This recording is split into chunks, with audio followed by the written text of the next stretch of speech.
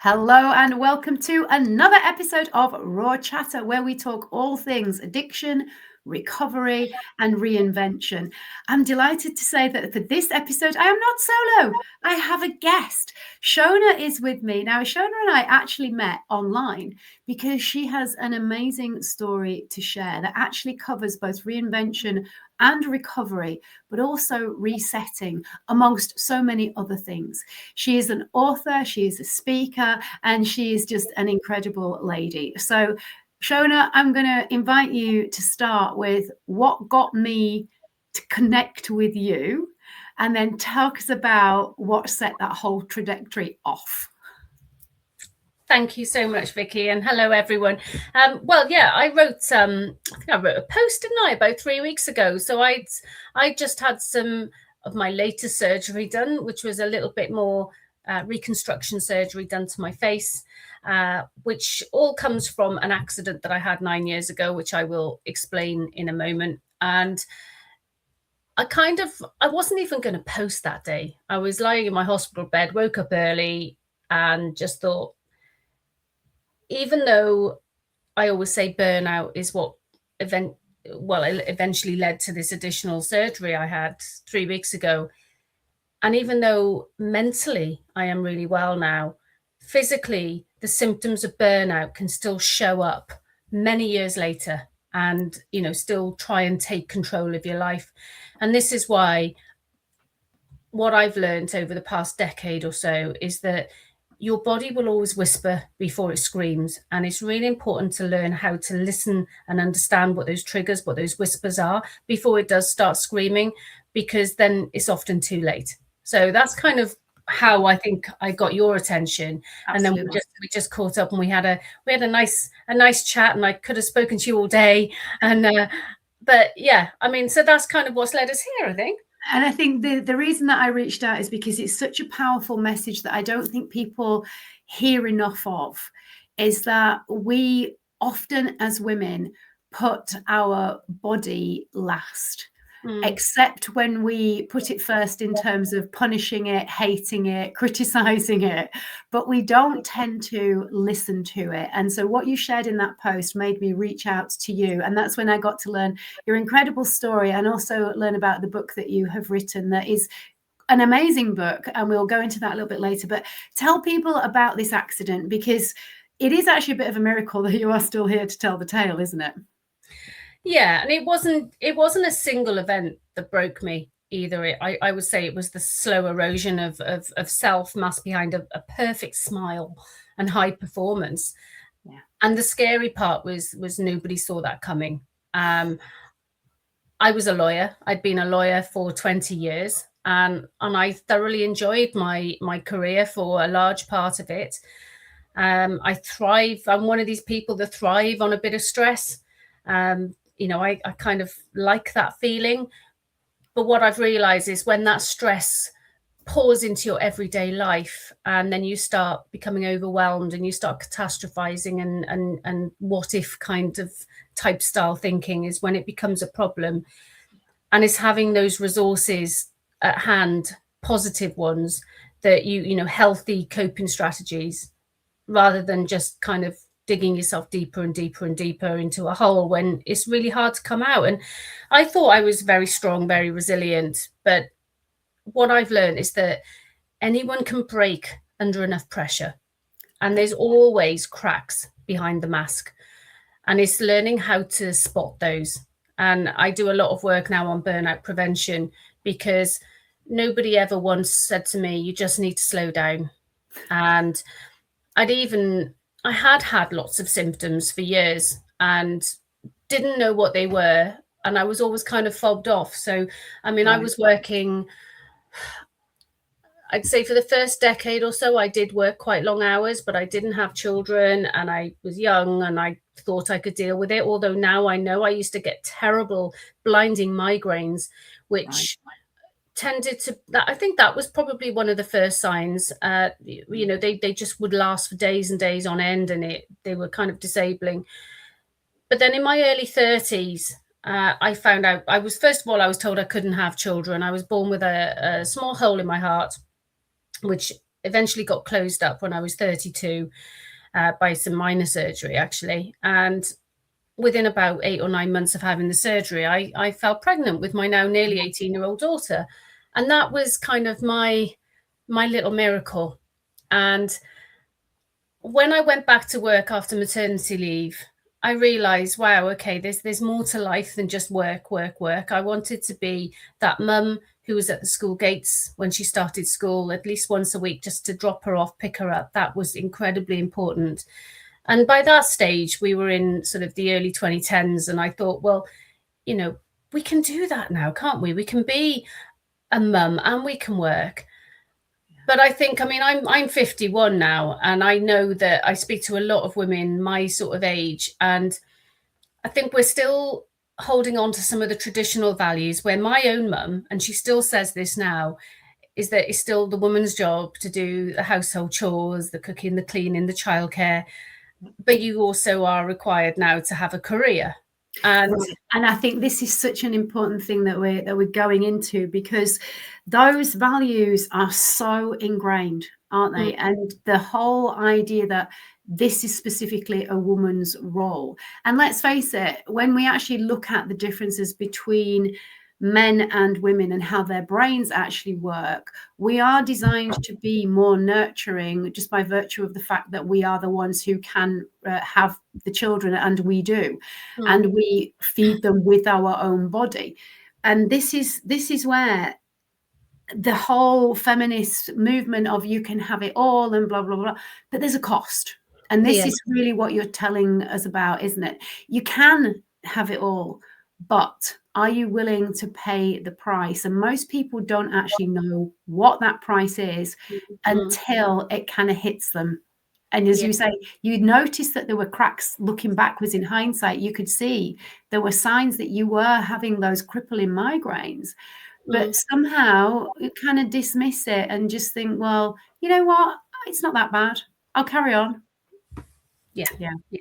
No, exactly that. And, you know, when I did ask for flexible working where I worked in the company I worked for, it was agreed, it was accepted that I could have flexible working. But I had a male boss, worked for a very male dominated company. I was the only female in my team. And although they said one thing, that yes, I could have flexible working, when it came to it, I was told I still had the same targets as the full-timers. And I found myself within a very short period of time working 80-hour weeks, and I could never seem to catch up ever. Wow. And I guess from the outside, I was still achieving, I was still showing up, I was still hitting my deadlines. I even looked the part, you know, I always looked smart, I always looked after my appearance, I always had my nails done, I always get my emails answered. But inside, I was breaking, I was disappearing, and that was starting to bleed into all aspects of my life because I was always tired. Right. I started neglecting myself. I stopped doing the things that I always loved, like going to the gym and meeting friends for drinks on the weekends. And, you know, sometimes something I'd say that's where burnout hides. It's not necessarily dramatic. It actually can be quite silent to start. And it's that kind of slow depletion of every reserve that you have. And eventually there's just nothing left. And because you're so used to pushing through, you don't realize you flatlined until your body actually forces you to stop. And I would get these symptoms, like I'd get pins and needles in my feet, which would feel like I was walking over hot coals. My hands would claw in on themselves and I'd have no feeling. And I did get tested in hospital for, for all different sorts of things. And eventually I was diagnosed with fibromyalgia, which now I don't believe that was the case because I don't have the symptoms anymore. And it seems to be the diagnosis you get when everything else is ruled out. So it was only when I started changing my lifestyle that those symptoms went away and what I've learned. But I mean, going sort of cutting a long story short, when the accident happened, the accident actually happened, and I'd been working at this sort of pace now for about 5 or 6 years. And it was a cold February morning, so almost exactly 9 years ago. And I would think of it this way: there are moments in life that split everything into a before and an after. And I refer to everything now prior to the 21st of February 2017 as my before life, or my former life, and everything since is now my kind of now is my present, my after. So it was a normal morning, or so I thought. I decided that I wasn't going to cycle when it was raining, because exactly a month earlier I'd had an accident on my bike.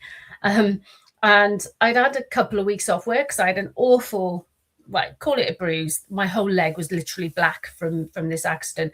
I cracked my helmet all the way through, and really struggled to walk, and I had some concussion. But apart from that, I was okay. And I wasn't put off getting back on a bike. This is something that I did nearly every day. So on that particular morning in February, I got up early as usual and set about trying to plan the day before it had even started, which was me. I'd made a packed lunch for myself, my daughter, my husband. I popped something in the slow cooker, all of this by like 5:30 in the morning, so that we'd have something for dinner by the time we came home. And then I got onto my bike for the 12-mile cycle ride into work. That was just part of my routine, my way of keeping myself fit, right, and staying ahead. And then I was probably about a mile or so away from the office, and as I veered off the main road and onto the cycle path, right where I'd had the accident a month earlier, my front wheel hit a puddle. And I don't remember anything about the accident. It was what a witness told me after. And apparently in a split second, I'd lost control. The bike skidded and I was thrown onto the pavement, but my face took the impact. So I was wearing a helmet, but there were no cars, there were no reckless drivers, just me and my overworked body, that slippery patch of water, and the brutal nanosecond. How fragile everything can be. And when I came back around, I mean, I didn't even realize when I was taken to hospital, I was put into an induced coma for 2 weeks because of the injuries. I had so much swelling on my brain, and my injuries were so severe, apparently. And it was only 3 weeks ago, when I had the last surgery, that my consultant told me that he'd worked in Texas as a surgeon for some time, and the injuries, the kind of injuries I had to my face mimicked a gunshot wound. And I was just quite stunned by that, because I knew I'd broken a lot of bones in my body. But I thought that's quite dramatic. But he said, no, you have no idea. He said that how you're still here is unbelievable. When I was brought around from the coma, if I'm honest, I didn't really feel much pain in my face. I don't know if that was just the drugs, but I do remember thinking, oh, my fingers really hurt. So I was convinced I'd broken a...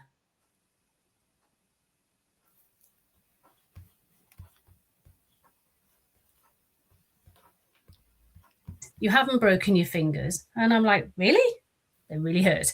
But he said, you have broken all of the bones around your orbital area. You've completely smashed your cheekbone in pieces. You've broken your jaw, and you fractured the base of your skull. I've been left blind in my left eye. Thankfully, I've got my sight back. I had more surgery for that. And I was left deaf in my left ear. And it's like, whoa, okay. And then I was told that I'd have to have reconstructive surgery, followed by a long hospital stay, months of rehabilitation. And I also had a brain injury diagnosis that would alter how I functioned pretty much forever. I've had to learn how to walk, talk, the way I do my work differently. So those scars were both inside and out.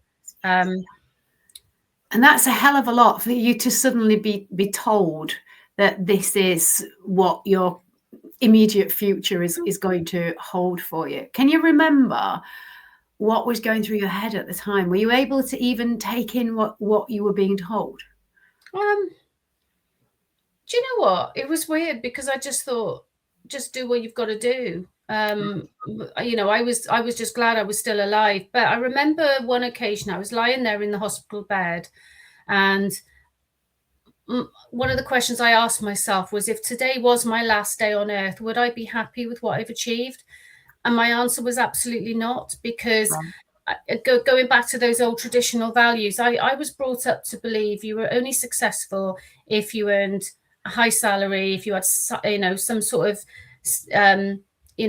status after your name, if you had the biggest house on the street, all those sorts of things. And all of a sudden I realized none of that was important.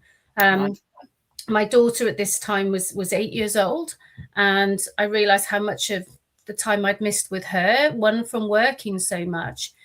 And when I was actually recovering from the surgery, and I really did go to some dark places during the recovery, if I'm honest, because all the things that I'd just taken, I guess, for granted before, I couldn't do. Like I realized that all of my hobbies related to some form of fitness, whether that was going for a walk, going to the gym. I used to teach fitness classes as well, and I couldn't do any of those things. And I kind of had to learn, and these are quite positive things, I had to learn things that I might never have done had the accident not happened. So I taught myself how to play the guitar on YouTube, and because I could use one hand and not the other so well, and so now I can play the guitar quite well. I learned how to crochet, and if anyone knows me, I can't even sew a button onto a shirt without it falling off 20 seconds later. So that again, but it was a form of mindfulness as well for me, or meditation, because it kind of stopped my mind from overthinking about what was happening to me and stuff. But I think the biggest lesson for me was when my daughter said to me, when I was really struggling and I was thinking, oh my God, what am I going to do about work? And I carry on, doing the work I do. And she didn't really understand the value of money at the age of 8, but she came downstairs and she emptied out her money box. And I'll never forget, there was £1.22 in the money box. And she said, Mummy, I'd rather have my mummy than money. And that was kind of my massive wake-up call to finally get some help.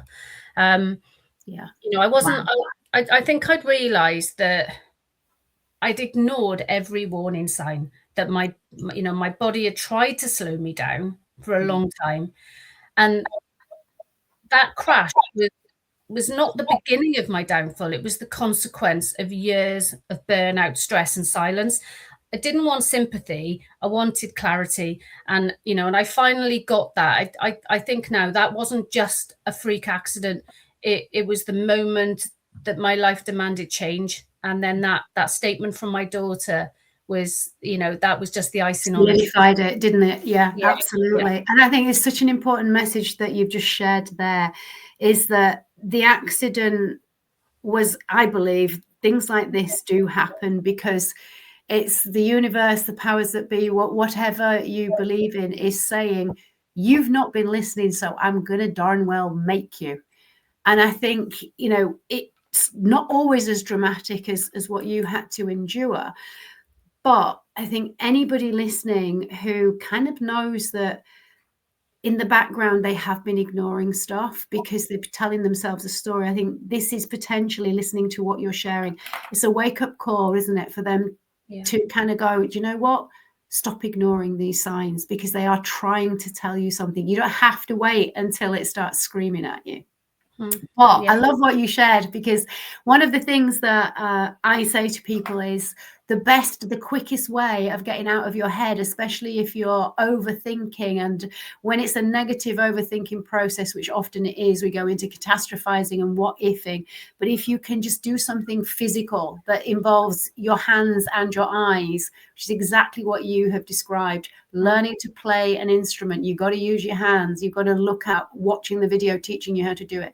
And the same with the crochet.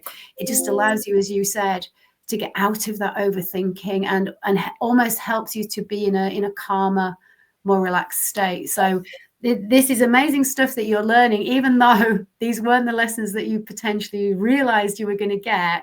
It's an amazing process that you've gone through. Yeah. And I also believe that, Henry Ford had a good quote. Actually, I'm pretty sure I put this quote in my book, and it was, whether you think you can or you think you can't, you're right. And I do think you do end up becoming what you believe. And when I look at my former life now, I realize actually I did live a lot of it in victim mode, poor me, why me, pity party mode, why do bad things keep happening? And maybe I kind of channeled that energy. Whereas now I believe in myself, and that is the important thing. I never used to like myself very much at all. Whereas now I can actually go, I'm all right. I wouldn't say I love myself. No. I'm proud. I find something that I'm proud of myself for every day. And I think I've always been quite a solution focused person. Being a lawyer, I was always looking for the root cause of problems and seeing if there was a way we could fix it.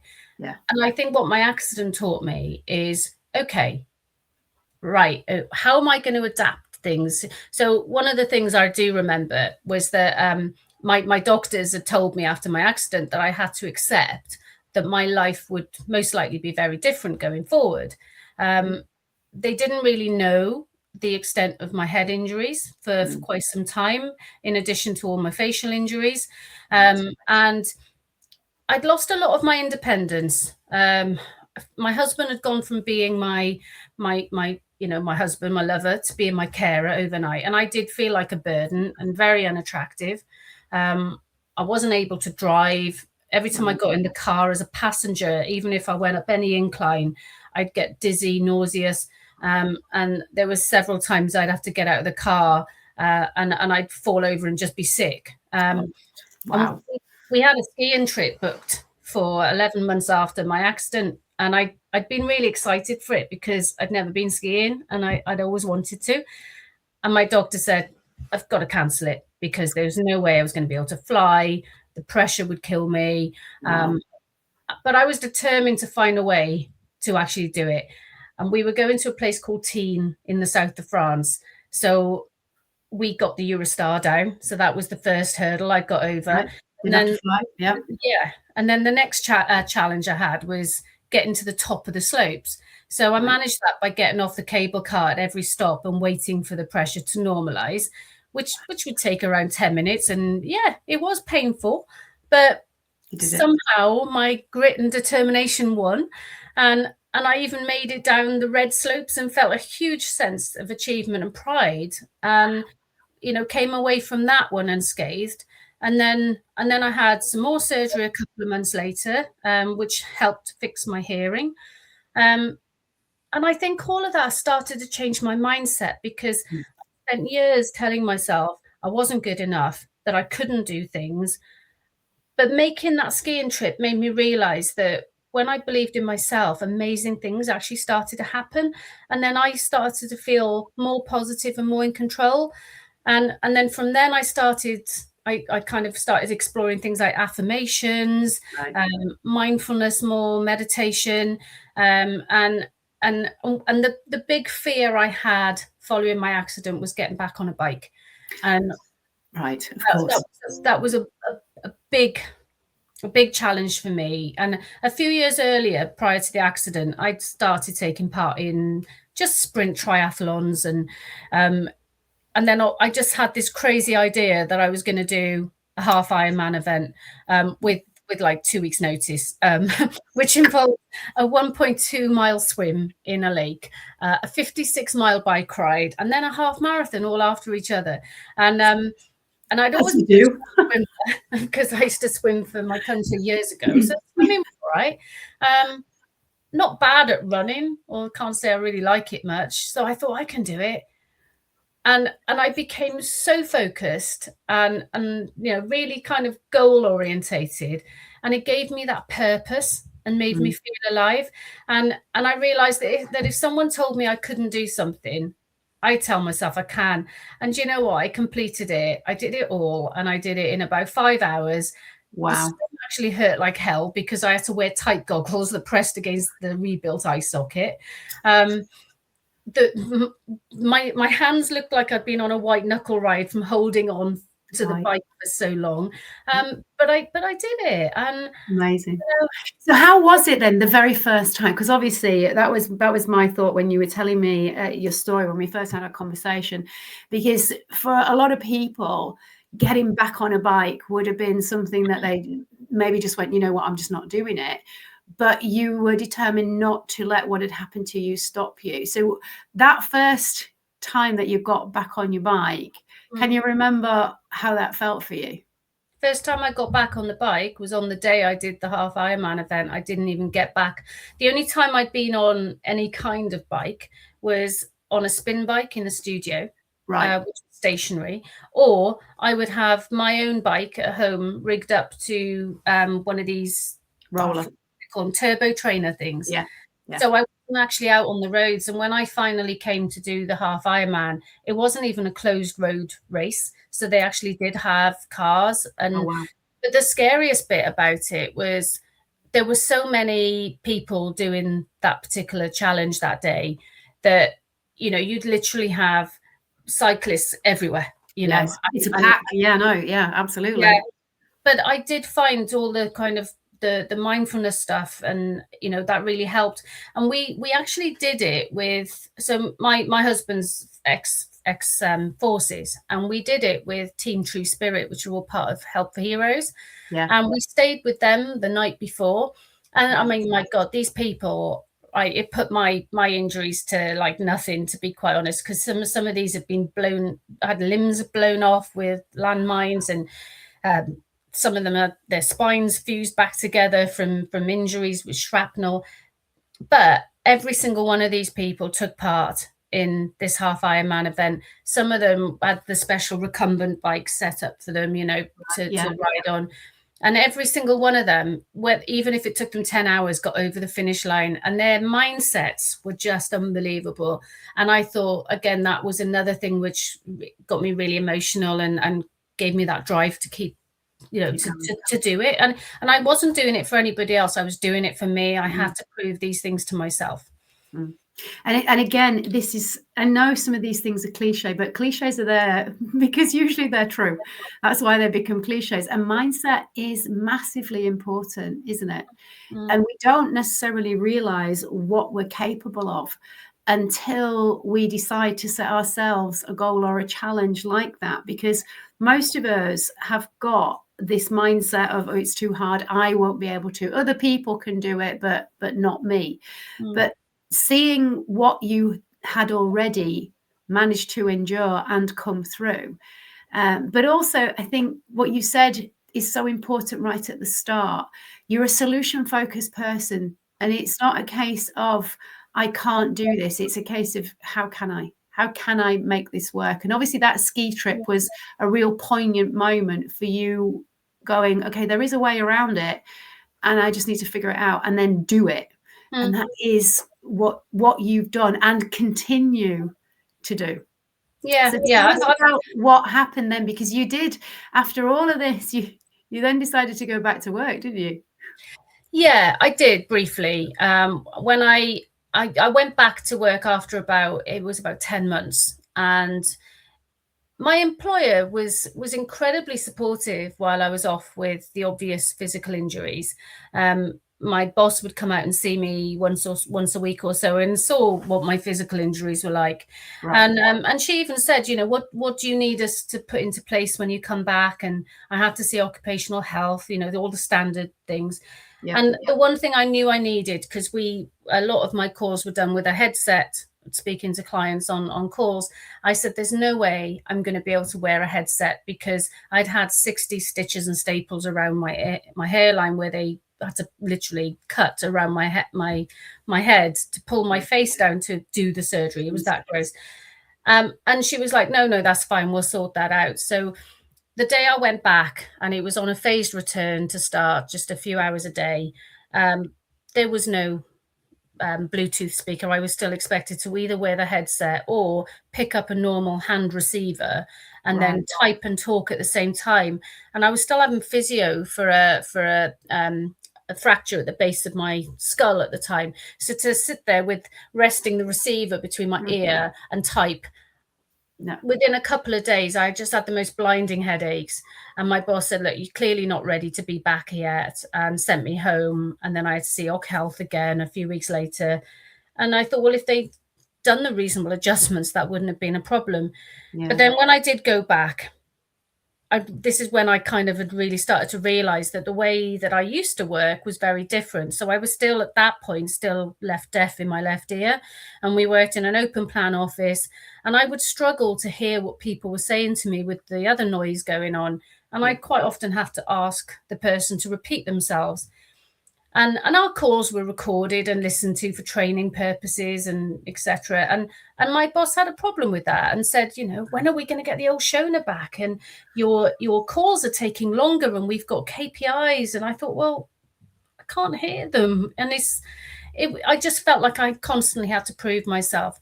And then it got to a point where I literally had to have every single piece of work checked. And it felt like nothing I did was good enough. I felt very micromanaged, not supported. And then it was Mental Health Awareness Week in 2018. And we had a speaker come in and do an inspirational talk. And all of the senior leaders at the company signed a pledge online in front of everybody saying, anyone struggling with mental health, we will support you. We want an open culture. You can talk. You will not be reprimanded. And I thought, oh, great. Well, you know, surely that's what we need, you know, if we can be able to speak without judgment. On the same day, I was diagnosed with episodic depression as a result of my accident and struggling with recovery and also the stress at work. Yeah. And my boss called me into her office and said, we've got a real problem with this additional diagnosis. So we're going to give you 3 options. You can either go on a performance improvement plan for a month. And if you're not better, then we'll be looking at a disciplinary. Well, we know what happens then. Yeah. Or you can go on an unpaid sabbatical until you're better, or you can leave. And I just thought, you know what? I'm better than this. Yeah. And wow. And they'd just gone all smiles and agreed to sign this thing. And then that was your response. Yeah.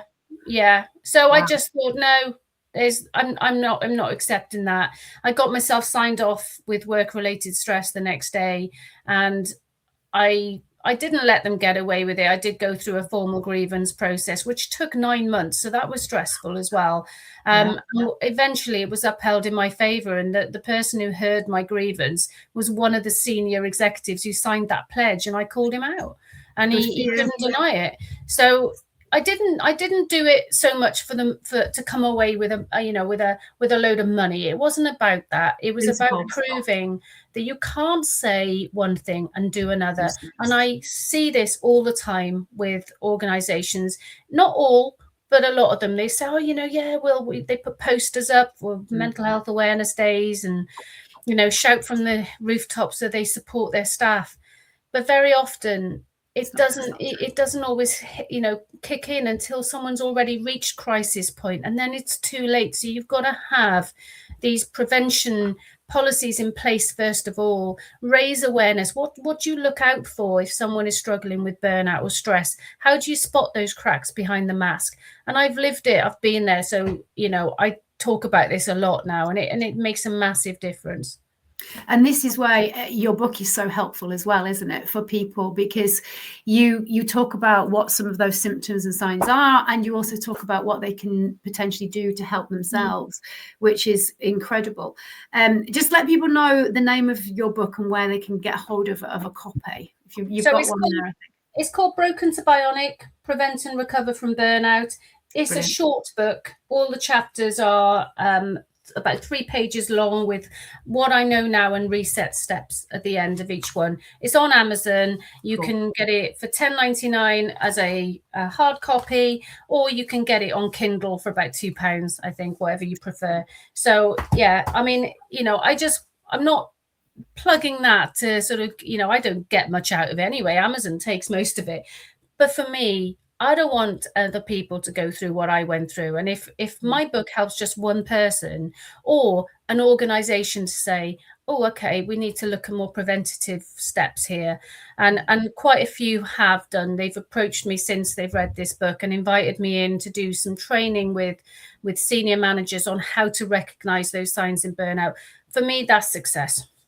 Brilliant. And also, we were just chatting before we started the podcast to share with people just how important writing that book was for you, because anybody who there's so much around at the moment, isn't there, going, especially if you're in business, you need to write a book, you need to write a book, and a lot of people don't know where to start. And you did what I think I did when I first started to write a book, is that you kind of like, you just vomit out everything. But I think it's such an important part of the process, isn't it? So when you sat down to write, just share with the people who are listening what you shared with me about that process of doing the book. For me, it turned out to be my kind of own therapy, because I started writing the book about 6-7 years ago when I was on holiday one summer, and it was like War and Peace. It was probably about 1,000 pages long. And then I thought, hang on, this is too long. And the one thing I realized from, hitting burnout is sometimes the most you can do some days is just get out of bed and have a wash. Even that can be hard. Picking up a self-care book and reading chapter after chapter, you just can't do it. You've got to start small. So that's why I thought, now I'm going to rewrite it. I only published it last year, and then I really kind of stripped it right back into really small, simple steps, because that's usually what, all people want. They don't want something complicated and hard to put into practice themselves. So, but it was definitely my form of therapy, just writing that out. And you did it pen and paper, didn't you? You didn't do it on a computer and type it. It was actually you getting into just letting it all come out. And I think it's so important for people who are struggling. The power of just writing for yourself, not for anybody else, is incredibly therapeutic. So tell us now, where are you? Because you had your issue in hospital, which is the reason why I reached out to you in the first place. And what are you actually doing now in terms of work and life, and what is happening with your health? Well, work has been, I'm not going to lie, it's been up and down. So I've been running my own business now as a mainly corporate wellbeing speaker and burnout prevention coach. And I've been doing that for 7 years. It'll be 7 years at the end of February. I've had a lot of success with it. I think my most successful year was in 21-22, when I got approached by a global company who'd read similar stories to what you saw with me on LinkedIn, and invited me to do a talk for all 2,000 odd of their staff around the world over different time zones. And then their staff really related to what I spoke about. So then they invited me to be their resilience coach, where I worked with people over 55 countries, where they could just book a slot with me for 40 minutes and we would talk about anything. And, again, being solution focused, I could often I looked at each case as an onion, you're peeling back the layers. So what one person might say, oh, I'm burnt out, and blame it on one thing. Very often, by the time I peeled back those layers and got to the root, there was something else underneath. And then we just start going from there. But I think what people liked with that was I was independent from the company. They felt safe. They felt listened to, heard.